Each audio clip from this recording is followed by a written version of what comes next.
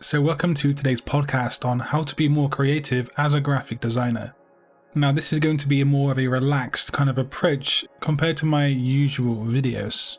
I'm going to be sharing with you some of my tips, some of my stories, and how graphic design is based around your life in general. And this kind of upload is perfect for someone who's traveling somewhere or just wants to work and listen to something related around graphic design.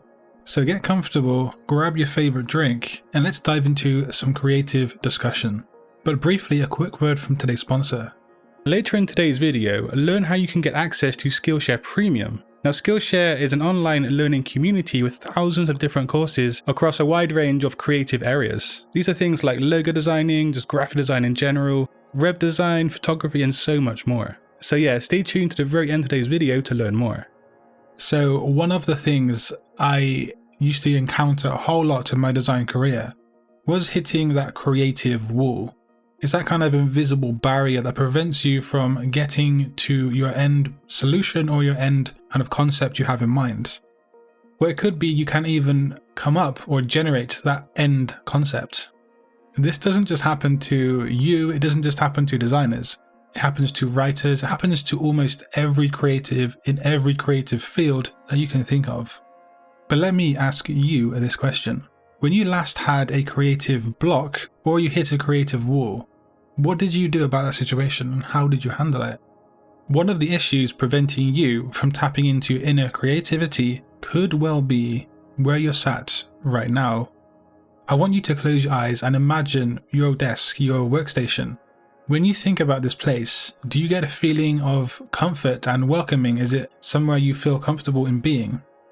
If when you think of this workstation, you have a kind of aversion or a feeling of uncomfort, this could suggest that where you're working isn't ideal for you coming up with great ideas and performing the best you can. See, I'm from England, but I moved to Asia in 2010 and I moved back to England in 2020 because of the pandemic. Due to lockdown, I was confined in my old parents' house in a very small room, and I had to set up a desk in this tiny pokey bedroom. Now every time I sat down at that place, I didn't realize it, but I wasn't in the right frame of mind to be working or generating concepts, simply because I wasn't properly comfortable in this space. Now this might be something that applies to you and your current situation, but where you are working and where you're trying to come up with these ideas is a huge factor in how well you perform. People kind of overlook this, but it is really, really important. But if, say, you were in a similar situation to me on lockdown and you can't move somewhere else because it's just not ideal, then you could always try and venture out for a walk somewhere, go to a coffee shop, or just sit somewhere else in the house with a pen and a paper and just generate ideas in a different location. You will be surprised at how differently you think sitting in a different location. Also, you might want to consider how comfortable your chair is at your workstation and the kind of lighting and environment you put yourself in around that desk. Try and make it as comfortable and homely to you as possible so you can seemingly fit into that situation and generate some really neat and creative ideas. And something else I personally do is I always have a notepad and a pen ready beside my bed in case I think of something when I'm falling to sleep, or I even have a dream of something that's creative and it sparks an idea.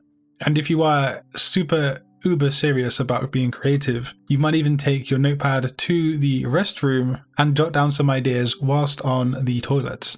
That's not something I do, but hey, apparently many great ideas of the past have been generated whilst relieving themselves on the toilet. Now again, I'm going to ask you to close your eyes, but this time I want you to take a few deep breaths and then connect with your body. Imagine your body from your feet up to your legs, your torso to your head. How does it feel and how are you feeling in that body?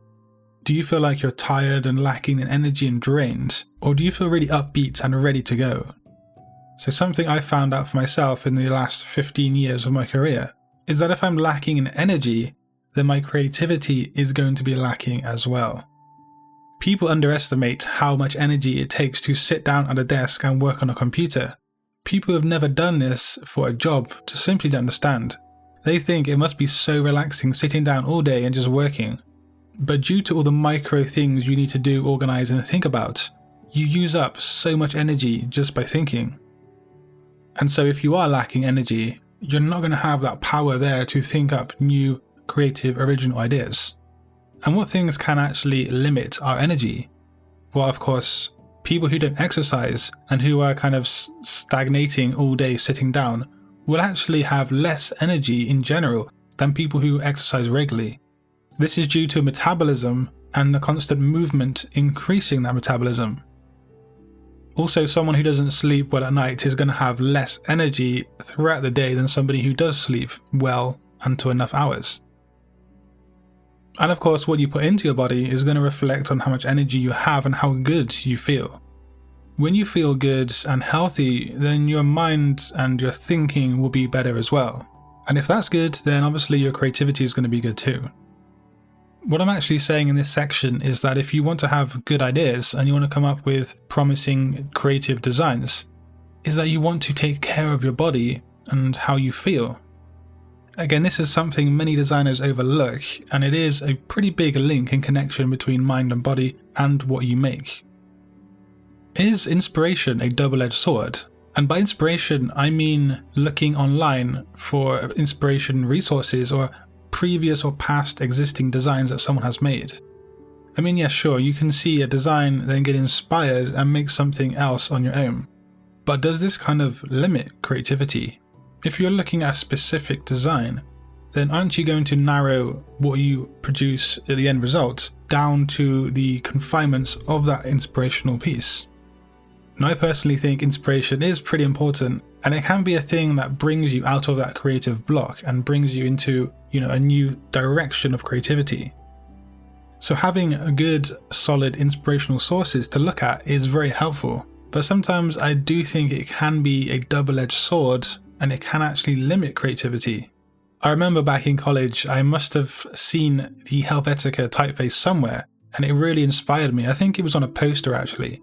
And it really did inspire me, and it kind of brought on a whole new love for typography. But the thing is, I ended up slapping Helvetica on pretty much every single design I made. It didn't matter what the client was, it didn't matter who the target market was. I would just slap some form of Helvetica onto my design. Now, is that being creative? No, it's not. It's being limited down to a specific solution. And often that solution won't work out for the client or the target market. Of course, now, 15 years later, I can look back and see how that was pretty stupid. I would never limit myself to one typeface these days. But it can show that back then, I myself was limiting myself due to inspiration from somewhere else. So yeah, you need to be aware, and just when you are using inspirational sources, understand that the inspiration can also be limiting you. But what other ways can we generate our own radical, original, creative ideas? Well, here's one for you bookworms out there: reading fictional works. I'm somebody who loves a good novel, and actually I pretty much read most nights before I sleep. But there is a very interesting link between simply reading some fictional work, say a novel, to being more creative. Now, what do you think that link is? When you read a book, a fictional novel, you are reading simple words on a piece of paper that the author has created themselves. But the book in your hand and those words on the page are simply just that. They're just printed words on a page. When you're reading along and following a story, you kind of take those words and you change them into mental imagery and situations and scenarios. Your mind literally paints pictures and solutions and situations just from text on a page. This in of itself is really, really creative when you think about it. When you are really zoned into a story or a novel, you can kind of enter a dream world where you forget your surroundings and you're just focusing on this book and creating those mental images. This has been studied by scientists, and they have done scans on the brain whilst someone is reading or has read a book, and it did show more activity in the creative regions of your brain. So it is actually a really good idea, if you're stuck for ideas or being creative, just to simply spend half an hour to an hour reading some fictional work. It can kind of be like a warm-up for your brain, just like thinking of someone who goes to the gym and they have to stretch and warm up their body before they do any heavy lifting. I remember this happened to me last year for a logo design project I was working on. Now, I really could not come up with ideas. I'd taken a walk, I'd scribbled down notes, I've even tried completely changing up my desk. But I was kind of stuck. I had the brief and I had a general direction I knew I had to go in, but it was like that end concept was kind of blurred out in my mind and it was just really unobtainable. So I did some research into what I'm telling you right now about reading fiction, and at this point in my life I had stopped reading for whatever reason. So I pulled out one of my favourite novels, 1Q84 by Murakami. I really got back into it. I got stuck right into the fictional writings of Murakami. And for me, he's one of the best authors for this because his way of storytelling is so highly descriptive, and he spends such great time and effort on really painting those situations and those places that draw you into his world. And so I'd be there reading, completely forgetting where I was sitting and just being enthralled in his fictional writings. And sure enough, not long after that, I started to get more ideas and the concepts were really coming to me for the logo. But sometimes we just need that kickstart. We need to warm up the brain and really light up those creative regions of our grey matter upstairs. But if you're someone who's more technical and you really prefer a laid out systematic approach, then something I've talked about before in this channel is keywords. Keywords are such a huge thing for making design concepts for me personally as a graphic designer. So again, we come back to that pen and paper approach, and you should write down keywords based around the client, your project, your brief, and so on. In doing so, you can marry together keywords that kind of pair up well. One example here was a project I worked on for a drone company called Vespula. From my keywords, I got the approach that Vespula was a different way of saying wasp or a kind of flying insect. And also I got a keyword relating to the military, as that was their drone flying style.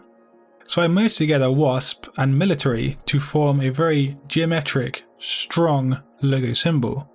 And to this day, that's one of the best logo designs I personally have worked on. And sure, it wasn't the most successful in terms of the business taking that design and using it for their success. That's beyond the designer's control. But in my opinion, it was one of the most effective designs I've worked on, and it does really pay homage and respect the brief that I had given to me. So yeah, using keywords is a big help for boosting creativity. The more keywords you can write down that are relevant, the better your chances are for creating original, creative, and awesome designs. So it seems like I've chosen a pretty bad day to record the first podcast because my voice is almost going actually. But moving on anyway, another thing that I personally make use of to enforce creativity is the use of deadlines and goals. Sometimes we just need to kick up the backside and we just need to adhere to Nike's slogan of just do it.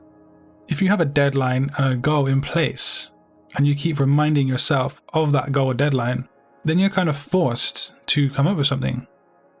Sure, that's not only going to be the defining factor, but when you keep in mind a deadline and a goal, and you take into consideration everything else we've spoken about today, you will work faster, more often, and hopefully more efficiently.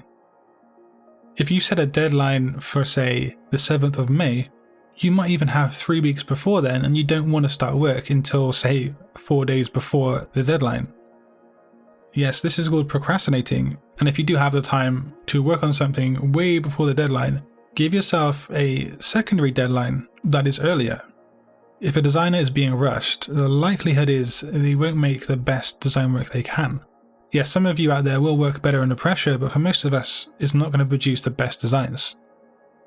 So I do encourage putting a deadline before the real deadline, so to speak. Now here's something else that I found helps quite a bit, and it's something a bit unconventional. Say you've come up with a design and there's something not too right about it, there's something that doesn't hit home to the brief, and you feel like you're not finished yet.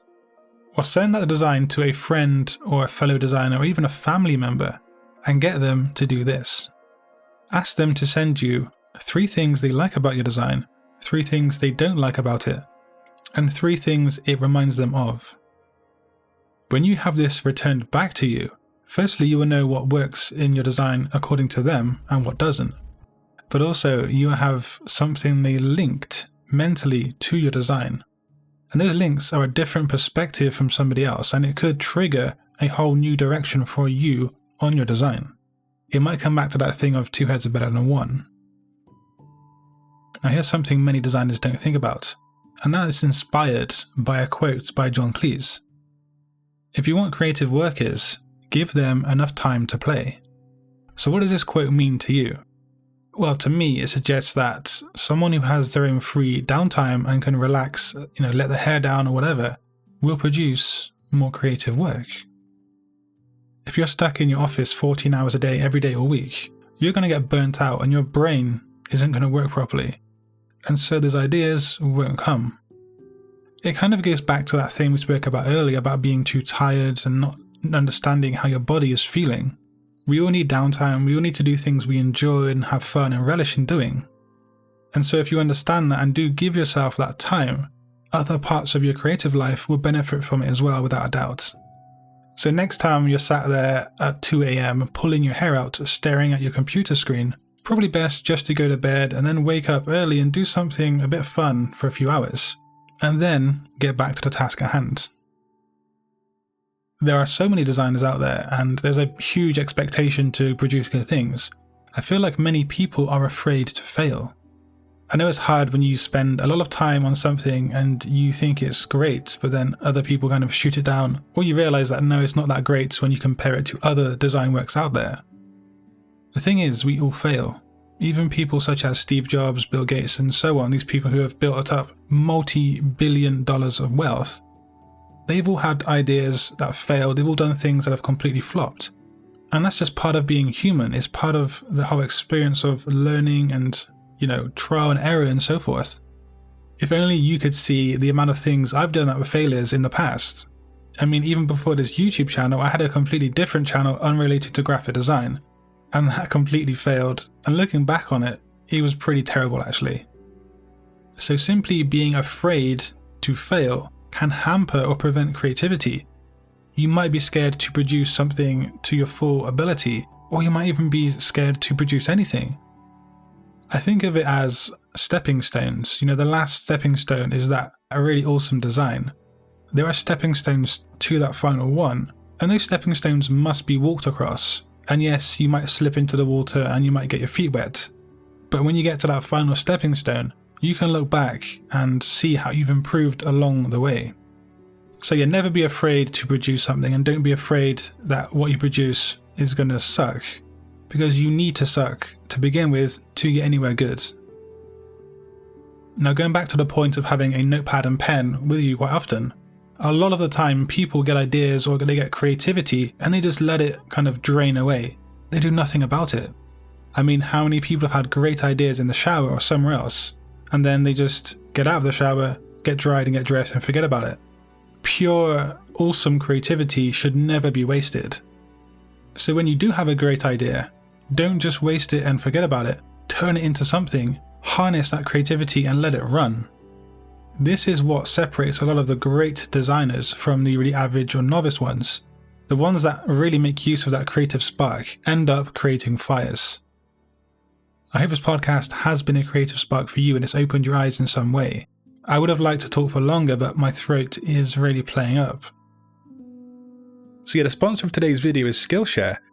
And Skillshare is an online learning community with millions of different users taking thousands of different classes. Now you can actually learn new skills or nurture existing passions, or you might even discover a hidden talent that you might have. Now I'm actually currently taking a course by Gustavo Torres, and I'm brushing up on my skills even though my routine is pretty jam-packed throughout each day. Now Skillshare normally costs just less than $10 per month, but the first 1,000 people who click the link down below today and sign up to Skillshare will be granted a free trial to Skillshare Premium. So click the link down below and sign up to Skillshare and discover new skills today. So do let me know down below the kind of topics you want to discuss in this podcast, and I hope wherever you are, whatever you're doing, you have a great day. Until next time, design your future today. Peace.